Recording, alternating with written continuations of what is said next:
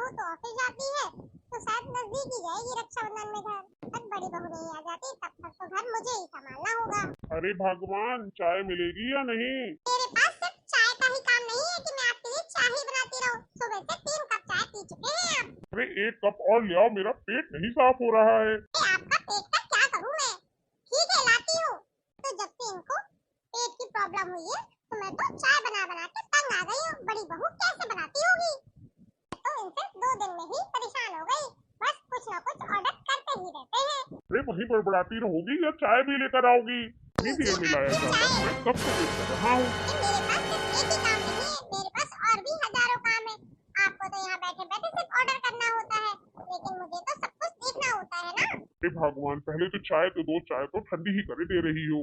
तुम जितना तो चाय नहीं दे रही हो उतना तो मुझे बातें सुना रही हो। क्या करूँ, पूरा घर अकेले ही मैनेज कर रही हूँ।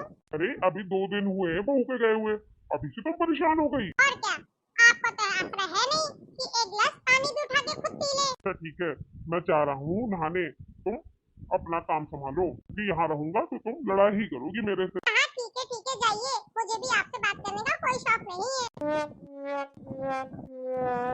और हाँ, जाते जाते बाथरूम में कपड़े पड़े हुए हैं, उसको भी छत पे डाला ना।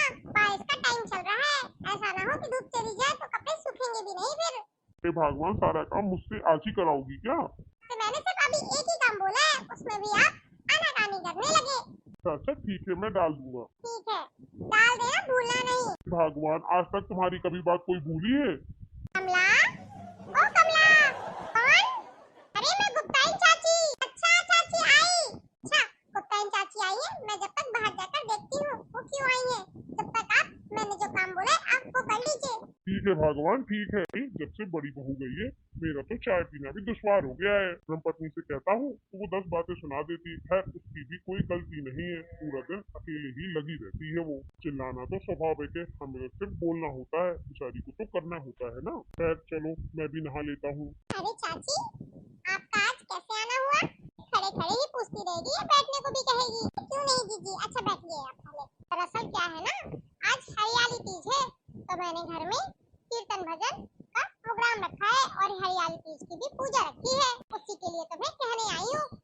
तुम्हें और तुम्हारी बहुओं को निमंत्रण दे रही हूँ, तो आना है। जीजी, छोटी बहू तो आपको पता है वो ऑफिस जाती है, उसे तो टाइम ही नहीं है, वो आएगी ही 8 बजे। बड़ी बहू तो इस टाइम पे मायके गई है रक्षाबंधन में, तो बहुएं तो आ नहीं पाएंगी, लेकिन मैं आपसे वादा करती हूँ मैं जरूर आऊंगी। ठीक है, तो तुम शाम को जरूर आ जाना। ठीक है जीजी, मैं शाम को पहुँच जाऊंगी। अच्छा मैं चलती हूँ, मुझे लेट हो रहा है क्योंकि अभी सबको निमंत्रण देना है मुझे। ठीक है जीजी, चाय तो पी लेते, चाय किसी और दिन पीऊंगी, अभी तो मुझे चलने दे। टाइम पर आ जाना, भूलना मत। अरे जीजी आप बेफिक्र रहिए, मैं टाइम से पहले ही पहुँच जाऊंगी। ठीक है, फिर शाम को मिलते हैं। ठीक है जीजी।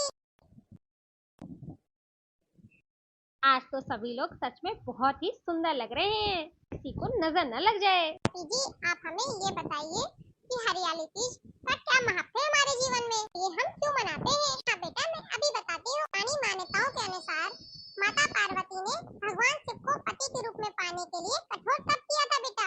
इसी कठोर तपस्या के बाद और 108 जन्म लेने के बाद माता पार्वती ने भगवान शिव को पति के रूप में प्राप्त किया था। कहा जाता है, ऐसा माना जाता है कि श्रावण मास की शुक्ल पक्ष की प्रिया को भगवान शंकर ने माता पार्वती को पत्नी के रूप में स्वीकार किया था। अभी से ये सुहाग पर्व के रूप में मनाया जाने लगा।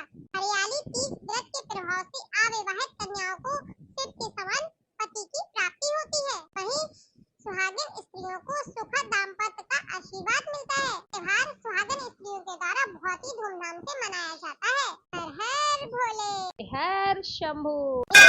सावन महीने में मनाई जाती है। इस दिन हम माता पार्वती और शिव शंकर की पूजा करते हैं और उनसे आशीर्वाद प्राप्त करते हैं। व्रत सुहागिन स्त्रियां पति की लंबी उम्र और अच्छे स्वास्थ्य के लिए कहती हैं, व्रत रखती हैं। यह व्रत फलहारी होता है। मैं इस कथा को विस्तार से आपको सुनाऊंगी, आप लोग ध्यान से सुनिए। बोलिए शंकर भगवान की जय।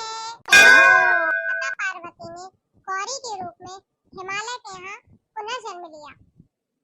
बाल्यकाल से ही भगवान शिव को पति के रूप में पाने की इच्छा थी, इसलिए उन्होंने बहुत ही कठोर तप किया। उनकी तपस्या को देखकर नारद जी हिमालय जी के यहाँ पहुँच गए। कहा, भगवान विष्णु माता पार्वती से विवाह करना चाहते हैं। सुनकर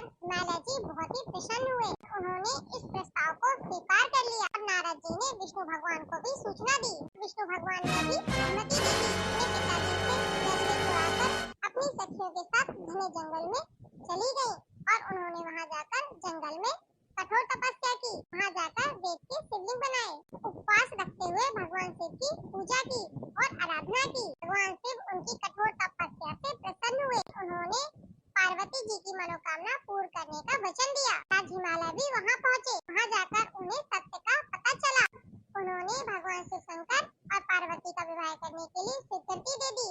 विधि विधान के साथ माता पार्वती और शिव शंकर का विवाह हुआ। बोले शंकर जी ने माता पार्वती से कहा, हमारी कठोर तपस्या के कारण ही आज हमारा विवाह संभव हो पाया है। इस व्रत को करने वाली स्त्री को मैं मनोवांछित फल प्राप्त करने का वरदान देता हूँ। इस व्रत को करने से हमें ये पता चलता है माता पार्वती और शिव शंकर का पुनर्मिलन होता है। इस दिन सुहागिन स्त्रियां माता पार्वती को सुहाग का सामान चढ़ाती हैं। खुद भी 16 श्रृंगार करती हैं। हाथों में मेहंदी, हाथों में हरी चूड़ियां, हरी साड़ी, सिंदूर, बिंदी, पायल, छुआ आदि पूरा श्रृंगार करती हैं। पति अच्छे से इस पर्व को मनाती हैं। वह अपने पति की लंबी उम्र की और सुख समृद्धि की कामना करती हैं। सुहागिन स्त्रियां हरी साड़ी पहनती हैं, हरा सूट पहनती हैं और झूला झूलती हैं और मल्हार गाती हैं, सावन के गीत गाती हैं, डांस करती हैं।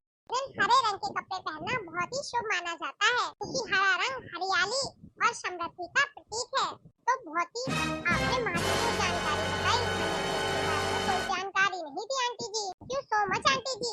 आप यहाँ आई और हमें इतनी महत्वपूर्ण जानकारी पता चली। तो हमें पता ही नहीं था हरियाली तीज का क्या महत्व है हमारे जीवन में। इस दिन माता पार्वती और शिव शंकर की मूर्तियों को भी बहुत सजाया जाता है। त्योहार परिवार और समाज को जोड़ने का भी काम करता है। आप सभी लोगों को हमारी हरियाली तीज की कहानी कैसी लगी? में आंटी जी ये कथा तो बहुत ही अच्छी है। अच्छा, अब मैंने कथा तो सुना दी।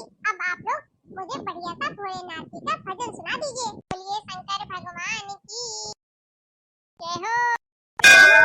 कैसे सजाऊं भोले बाबा सिंगार तेरा कैसे सजाऊं रे। कैसे सजाऊं भोले बाबा श्रृंगार तेरा कैसे सजाऊं रे। जूड़ा बनाऊं तो कैसे बनाऊं, जूड़ा बनाऊं तो कैसे बनाऊं। गंगा की बह रही धारा श्रृंगार तेरा कैसे सजाऊं रे। गंगा की बह रही धारा श्रृंगार तेरा कैसे चढ़ाऊं रे। गंगा की बह रही धारा श्रृंगार तेरा कैसे चढ़ाऊं रे। कैसे सजाऊं भोले बाबा श्रृंगार तेरा कैसे सजाऊं रे। कैसे सजाऊं भोले बाबा श्रृंगार तेरा कैसे सजाऊं रे।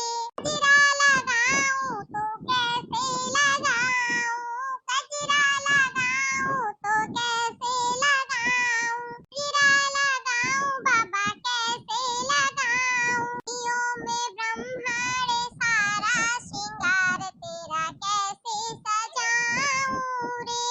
दियों में ब्रह्मांड सारा श्रृंगार तेरा कैसे चढ़ाऊं रे। कैसे सजाऊं भोले बाबा श्रृंगार तेरा कैसे सजाऊं रे। कैसे सजाऊं भोले बाबा श्रृंगार तेरा कैसे सजाऊं रे। तिलक लगाऊं तो कैसे लगाऊं, तिलक लगाऊं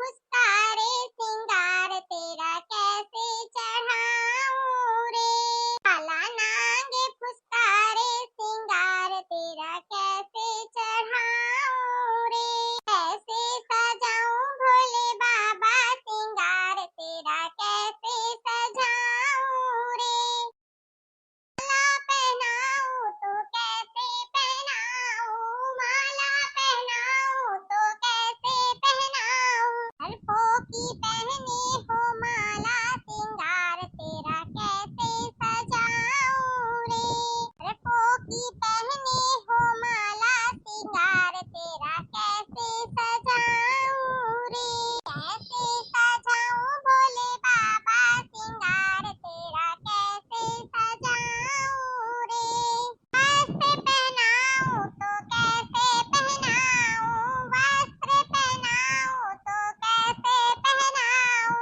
लड़कों की पहने हो माला श्रृंगार तेरा कैसे सजाऊं रे। हाथों में त्रिशूल कैसे सजाऊं, हाथों में त्रिशूल कैसे सजाऊं। डमे डमे डमरू बाला सिंगार तेरा कैसे सजाऊं रे। डमे डमे डमरू बाला सिंगार तेरा कैसे सजाऊं रे। पैरों में घुंघरू कैसे सजाऊं, पैरों में घुंघरू कैसे सजाऊं। नंदी ने डाला है डेरा सिंगार तेरा कैसे सजाऊं रे। नंदी ने डाला है डेरा सिंगार तेरा कैसे सजाऊं रे। कैसे सजाऊं भोले बाबा सिंगार तेरा कैसे सजाऊं रे। आरती उतारो तो कैसे उतारूं, आरती उतारो तो कैसे उतारूं। लहराए नागे काला सिंगार तेरा कैसे चढ़ाऊं रे। लहराए नागे काला सिंगार तेरा कैसे सजाऊं रे। कैसे सजाऊं भोले बाबा सिंगार तेरा कैसे सजाऊं रे। होके प्रकटे भोले बाबा बोले, होके प्रकटे भोले बाबा बोले। मैं तो भाविका भूखा सिंगार तेरा कैसे सजाऊं रे। मैं तो भाविका भूखा मुझे तो तेरा भावे प्यारा है। कैसे सजाऊं भोले बाबा सिंगार तेरा कैसे सजाऊं रे। कैसे सजाऊं भोले बाबा सिंगार तेरा कैसे सजाऊं रे। कैसे सजाऊं भोले बाबा सिंगार तेरा कैसे सजाऊं रे। बोलिए भोलेनाथ की जय, नीलकंठ भगवान की जय। जय हो। प्यारे प्यारे भाई बहनों को ये वीडियो कैसा लगा कमेंट बॉक्स में कमेंट करके जरूर बताइए। अगर हमारी बहू का ये भजन अच्छा लगा हो तो कमेंट बॉक्स में हर हर शंभू लिखें। फिर मिलेंगे इसी तरीके के मजेदार वीडियो के